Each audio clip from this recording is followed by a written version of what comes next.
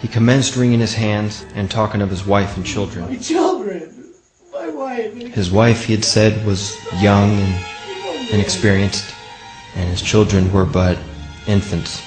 You should have thought about that before you turned us in, before you wrote the book. May God have mercy on your children, because we will not have mercy on you. Story was he was actually drowned after being mistreated horribly for a period of time. As a result of the Morgan incident, a series of official investigations took place. In 1829, a New York State Senate committee published its findings on Masonry, stating that its members were found in almost every place where power is of any importance. 5 years later, in 1834, a joint committee in Massachusetts reported that Masonry was, quote, a distinct independent government within our own government and beyond the control of the laws of the land by means of its secrecy. A monument was erected in Batavia, New York, and remains to this day. The inscription on its base reads, "To the memory of William Morgan, a native of Virginia, a captain in the War of 1812, a respectable citizen of Batavia, and a martyr to the freedom of writing, printing, and speaking the truth. He was abducted from near this spot in the year 1826 by Freemasons and murdered for revealing the secrets of their order." America's second central bank was abolished by President Andrew Jackson, in which he stated, "The bold effort the present bank had made to control the government, the distress it had wantonly produced, are but premonitions of the fate that awaits the American people should they be deluded into a perpetuation of this institution or the establishment of another like it." In 1832, his re-election slogan was "Jackson and no bank." In 1835, Jackson paid off the final installment of the national debt, being the first and only president to accomplish this, done by issuing currency for government bonds instead of issuing treasury notes. A few weeks later, a man by the name of Richard Lawrence tried to assassinate him. This was the first assassination attempt ever on an American president. He was found not guilty by reason of insanity. He claimed wealthy people in Europe put him up to it and guaranteed his release if he was caught. From their beginning with founder Ignatius Loyola in the 16th century, the Jesuits were a subversive organization known for their lust for power. So nefarious were they that the Marquis de Lafayette in 1799 said of them, "It is my opinion that if the liberties of this country, the United States of America, are destroyed, it will be by the subtlety of the Roman Catholic Jesuit priests, for they are the most crafty, dangerous enemies to civil and religious liberty.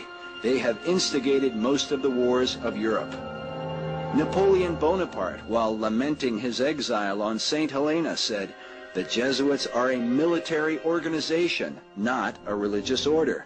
And the aim of this organization is power. Power in its most despotic exercise, absolute power, universal power, power to control the world." Their entire system was set up like a game of chess. They moved a religion into one space and a secret society into another. They created a battle over there and saved the people with their monetary system over here.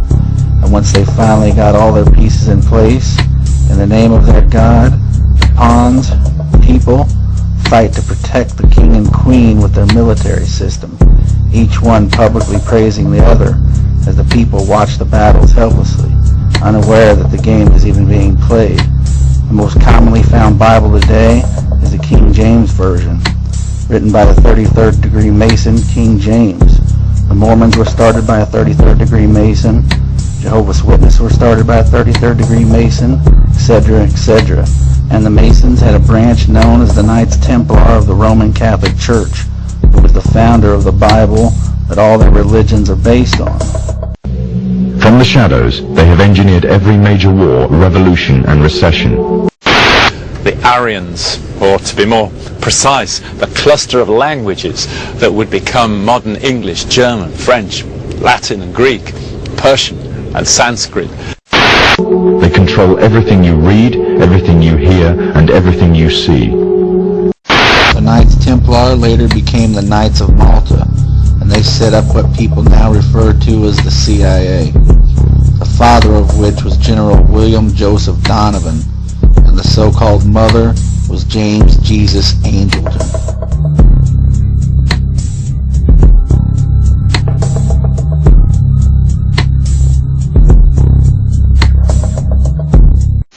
They have managed to indoctrinate an entire populace to their way of thinking and have infiltrated key positions in places of authority. And it is from the shadows that they have created a new political order, a new economic order, and more sinister, a new religious order. The three most important obelisks in the world today have been placed inside their three most important city-states: the inner city of London, Vatican City, and Washington, D.C. These three pay no taxes, have their own flags, and operate under Roman laws. The obelisk known as Cleopatra's Needle was transported from Egypt and placed in the inner city of London, the headquarters of the worldwide English Freemasons. The obelisk in Vatican City was taken out of Egypt and constructed in St. Peter's Square. It was placed so that every pope that addresses the square must face it, and the city itself was designed as a giant key. The Star of Athena was placed at the end, the goddess of war, and the third, the Washington Monument, dedicated by the Freemasons Grand Lodge of the District of Columbia in honor of our first Masonic president, George Washington. Athena was even placed on top of the Capitol Dome in Washington, D.C., and under her states E pluribus unum, Latin for out of many, one, and in reverse, as symbolized by her star, it means out of one, many. There is nothing wrong with your television. Do not attempt to adjust the picture. We are now controlling the transmission. We control the horizontal and the vertical. We can deluge you with 1,000 channels or expand one single image to crystal clarity and beyond. We can shape your vision to anything our imagination can conceive.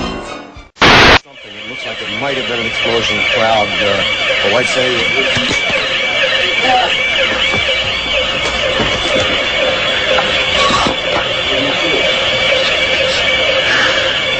What did you see? How is it? Okay. I just. My apologies, sir. He's putting on a gas mask. There hasn't been any gas dropped here, but we could tell. You smell anything? No. You may smell some of the fumes from a missile exhaust going off. The missiles use a rocket, a cordite, some sort of burning.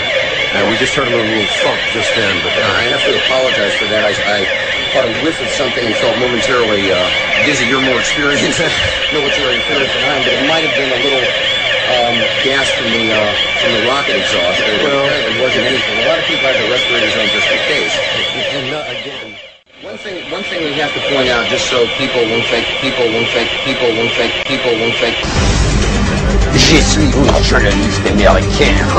This is a Scud. You can tell it by its distinctive label. Now, when the missile is launched, the first thing you look for is the plume sticking out behind it. Now, when you detect this, you can tell it's been launched. Thank you.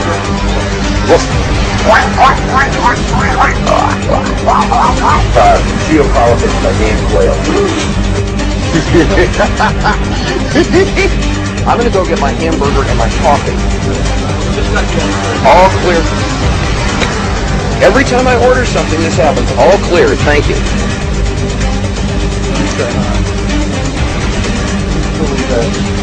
Oh, I love this country so much. So much. So much. So much. We are at the end of the age of the fish. And by knowing when the flood was going to occur, the ancestors of the people who are in charge of our lives today were able to prepare for survival. Today, most people refer to one of the most ancient ancestors of this bloodline as God. Since the ending of the age of the bull, they have controlled almost everything your ancestors were allowed to know and think. This concept of controlling your thoughts through the mainstream media is nothing new. That is why the horns of the bull is their hand sign. It has nothing to do with their make-believe Satan.